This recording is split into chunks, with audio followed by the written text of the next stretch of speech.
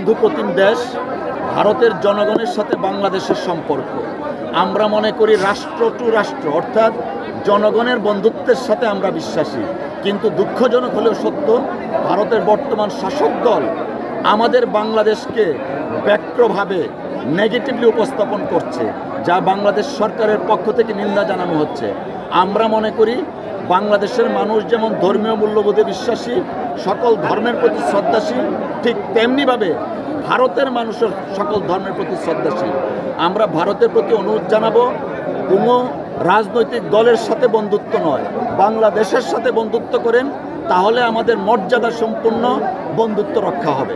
কলকাতায় যে জাতীয় পতাকা অবমাননা করা হইল, আসলে জাতীয় পতাকার অবমাননা কোনো দেশের করা উচিত না। জাতীয় পতাকার অবমাননা মানে অন্য একটা দেশের সার্বভৌমত্বের প্রতি অবমাননা।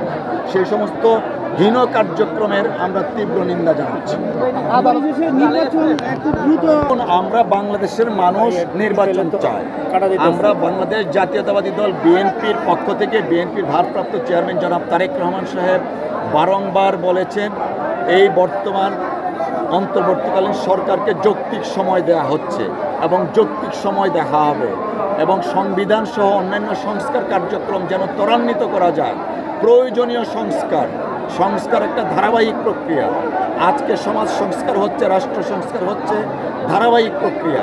অতএব সমস্ত সংস্কার শেষ করে নির্বাচন দিতে হবে, আমরা সেটাতে বিশ্বাসী না।